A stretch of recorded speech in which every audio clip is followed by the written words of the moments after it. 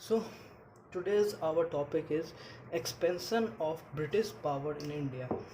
कैसे British power का expansion हुआ इंडिया में। ओके, ये मैंने टाइमलाइन बांटा है। ठीक, एक नंबर लाइन पे 1400, 1500, 1600, 1700 ये सेंचुरी मैंने बांटा है।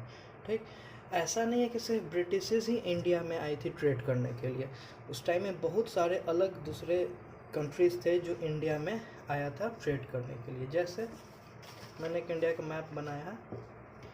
जैसे इंग्लिश जो थी यानी वही ब्रिटिश, वो सूरत में आई थी। यहाँ पे सूरत है, 1608 में आया था। वास्को डिगामा जो कालीकट, यहाँ पे कालीकट है, 1498 में आ चुका था वास्को डिगामा। डच लोग जो थे वो पुलिकेट पे 1595 में आए थे यहाँ पे। और डेनिश लोग ट्रैंक्विबर जो कि यहाँ पे तमिलनाडु है यहाँ पे, वो लोग डेनिश लोग यहाँ पे आ चुके थे। ऑलरेडी इतने लोग पहले आ चुके थे। और इन्हीं लोगों के बीच में जो वॉर हुआ था ट्रेड करने के लिए भारत देश में, उसी को हम लोग कहते हैं कार्नेटिक वॉर।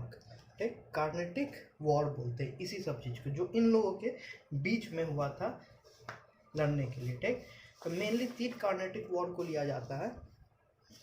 और कार्नेटिक वॉर क्या हो गया? Series of military conflicts in the middle of the 18th century in India.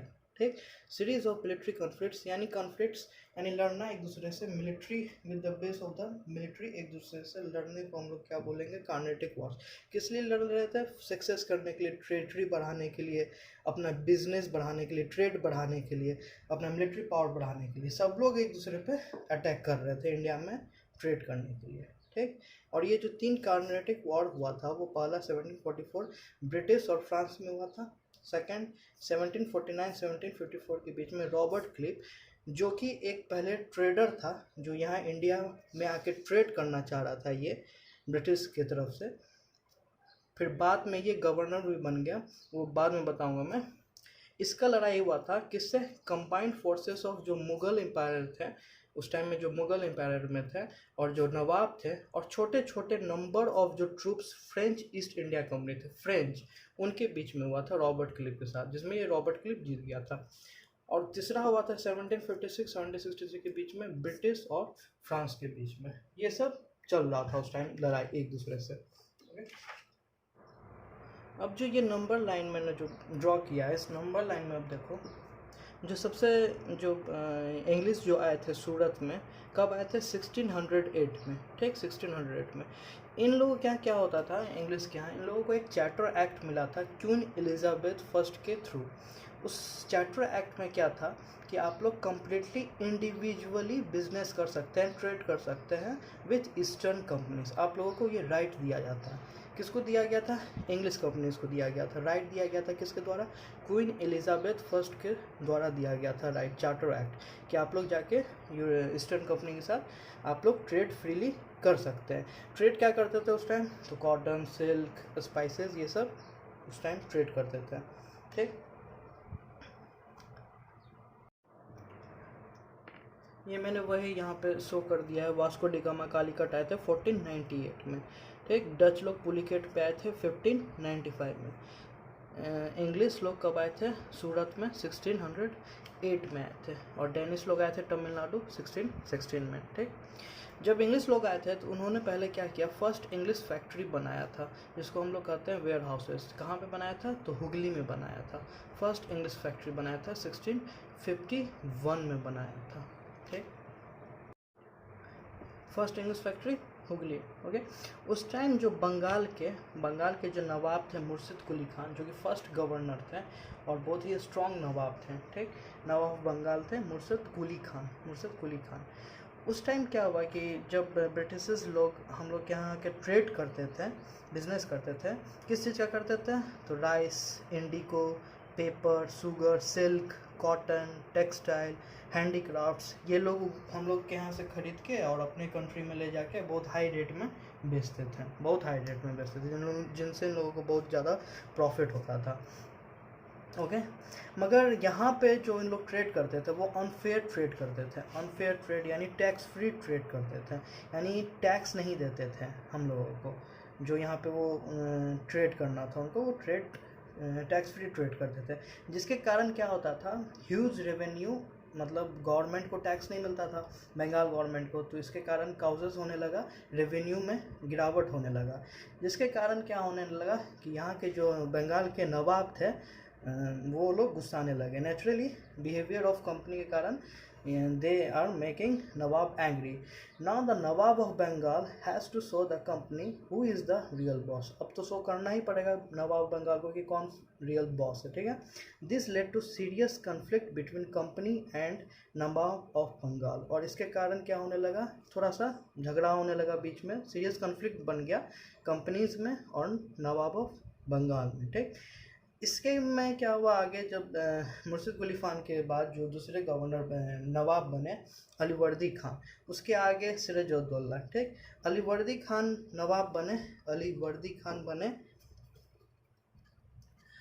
Alivardi Khan बने थे 1740 से लेके 1756। इसके बाद बने थे सिराजुद्दौला, ये बने थे 1756 से लेके 1757 में, ओके। सिराजुद्दौला 1756 से 1757 में। अब क्या हुआ था, वही रीज़न था नॉट पेइंग टैक्सेस का, एक्सपेंडिंग फोर्टिफिकेशन का, अपना फोर्टिफिकेशन एक्सपेंड कर रहे थे, काउजिंग क्या हो गया था, revenue loss to the Bengal में हो गया था, डिसरेस्पेक्टिंग नवाब का एडमिनिस्ट्रेशन को किया जा रहा था। ये सब थे reason between the conflict between the company, English company and nawabs, और इसी के कारण क्या होता है, बैटल ऑफ प्लासी जो कि 1757 में लड़ा गया था। ये बैटल ऑफ प्लासी जो 1757 में हुआ था, ठीक। Due to only this reason battle of Plassey हुआ था, जो कि नवाब लोग हार गए थे इसमें। ये जो बैटल ऑफ प्लासी जो लड़ाई हुआ हम लोगों का, वो लड़ाई हुआ था सिराजुद्दौला और रॉबर्ट क्लिप के बीच में। रॉबर्ट क्लिप कौन थे, जो कि बाहर से आए थे इंग्लिश कंपनी के थ्रू ट्रेड करने के लिए, जो कि उनको बाद में आके गवर्नर, मतलब कर्नल वर्नल बन गए थे, यहाँ पे आके अपने आप को बहुत पावरफुल बना लिया था उन्होंने, जो बैटल ऑफ प्लासी हार गया था। तो रॉबर्ट क्लिप ने क्या किया था, वो बहुत तेज थे, वो पॉलिटिक्स यहाँ पे हम इंडियंस लोग के साथ किए थे। सिराजुद्दौला के सेना में, आर्मी में मीर जाफ़र एक कमांडर ऑफिसर था, जो कि रॉबर्ट क्लिप ने उस मीर जाफ़र को अपने में मिला लिया था अपने में, जिसके कारण सिराजुद्दौला ये बैटल ऑफ प्लासी हार गए थे मीर जाफ़र के कारण। और मीर जाफ़र को उन्होंने अपने में मिलाया था ये बोल के कि मैं आपको नवाब बना दूंगा। तो मीर जाफ़र तैयार हो गया था और उन्होंने रॉबर्ट क्लिप का साथ दे दिया, जिसके कारण सिराजुद्दौला बैटल ऑफ प्लासी हार गए थे, और उनको फिर ये ऊँट पे भागना पड़ गया था सिराजुद्दौला को यहाँ से बैटल ऑफ प्लासी में लड़ने के बाद। और मीर जाफ़र को इन्होंने क्या बना दिया, नवाब बना दिया गया। मीर जाफ़र को जब बैटल ऑफ प्लासी जीतने के बाद मीर जाफ़र को जब नवाब बना दिया गया था, जो रॉबर्ट क्लिप थे वो गवर्नर बन गए थे। और ये जो लड़ाई था बैटल ऑफ प्लासी, इसको बोला जाता है first major victory of the company. यहीं से शुरुआत हो गया था उन लोगों का विक्ट्री का, ठीक।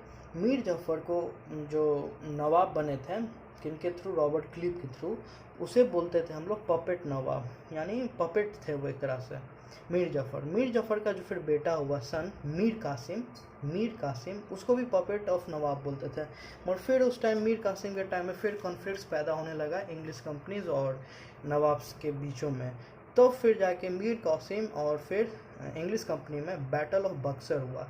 कब हुआ बैटल ऑफ बक्सर? 1764 में। बैटल ऑफ बक्सर कब हुआ था? 1764 में, ये डेट है। बैटल ऑफ बक्सर लड़ा गया था।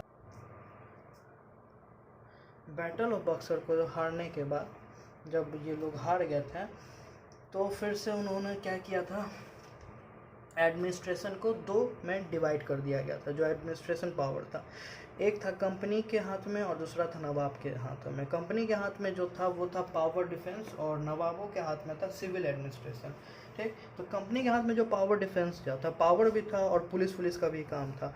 और हम लोगों के पास नहीं, नवाबों के पास जो काम था, इंडियंस के काम, वो सिविल था, यानी शांति रखना। शांति कैसे रखा जाएगा? With the help of police ना। तो एक तरह से नवाब भी डिपेंडेंट हो गए थे कंपनी के, और कंपनी ने ओवरऑल अपने पे सारा चीज़ कमांडिंग कर लिया था। स्टार्टिंग में इंग्लिश कंपनी का मेन ही एक ही ऑब्जेक्टिव था। क्या था वो objective? Buy goods and ship it back to the Europe to earn profit. मगर ये बस इनिशियल गोल था, मगर फिर बाद में धीरे धीरे ये चीज़ बढ़ते गया लालच, और ये धीरे धीरे हर चीज़ से पॉलिटिकली हर एंगल से इन्होंने कमांडिंग करने लगा, हम लोग पे कमांड करने लगा, ठीक। और फिर यहीं से मुग़ल एम्परर जो थे शाह आलम II, जो कि वीक राजा थे, लास्ट जो पावरफुल राजा थे वो औरंगजेब थे। औरंगजेब ही ने जैसे charter act queen Elizabeth first ने दिया था, charter act complete individual right trade करने के लिए, उसी तरह औरंगजेब भी ब्रिटिशर्स को फरमान दिया था। फरमान भी वही था, एक रॉयल ऑर्डर था जो फॉर ट्रेड परमिशन के लिए दिया जाता था ब्रिटिशर्स को। अब ये जो बैटल ऑफ बक्सर हुआ, बैटल ऑफ बक्सर होने के बाद जो एम्परर थे, यानी जो हम लोग के अब ये ब्रिटिशर्स लोग जो थे, उन्होंने क्या किया, अब कंपनी अपना एम्परर अपॉइंट कर दिया, यानी दीवान ऑफ पंगाल। किनको अपॉइंट कर दिया गया? मुग़ल शाह आलम II को। और शाह आलम II को बोला गया, ये ब्रिटिशर्स लोग बोले शाह आलम II को कि अब आप कलेक्ट कीजिए रेवेन्यू डायरेक्टली फ्रॉम पीपल से और फिर मुझे दीजिए। यानी ओवरऑल पावर किसके पास आ गया? ब्रिटिशर्स लोग के पास आ गया। सो बेसिकली द ब्रिटिशर्स लूट ऑफ इंडिया बिगिंस। यहीं से ब्रिटिशर्स का शुरू हो जाता है एक्सपेंशन और पावर अपना इंक्रीज करना, लूट करना। रॉबर्ट क्लिव को हम लोग क्लिव ऑफ इंडिया भी बोलते हैं, ओके। और फिर यहीं से रॉबर्ट क्लिव ने इंट्रोड्यूस किया था ड्यूअल सिस्टम, यानी ड्यूअल गवर्नमेंट इन बंगाल में। रॉबर्ट क्लिव ने रूल ऑफ टू, यानी कंपनी जो कि दीवान अपॉइंट करेगा निजामत, ठीक, और नवाब मेंटेन करेगा पीस ऑर्डर, जो मैंने अभी बताया, जो कि वही ड्यूअल गवर्नमेंट बंगाल हो गया। मतलब एडमिनिस्ट्रेशन भी देखेगा ये ही इंग्लिश ही, ब्रिटिशर्स ही, और पीस भी जो कि नवाब के हाथ में था। मगर पीस कंट्रोल कैसे होगा? बाय डिफेंस, बाय पुलिस, जो कि ओवरऑल अल्टीमेटली उन लोग को आना पड़ेगा किसके पास? ब्रिटिशर्स लोग के पास। तो ये तो बस नाम का था ड्यूअल गवर्नमेंट, मगर मेन गवर्नमेंट था ब्रिटिश लोग के पास।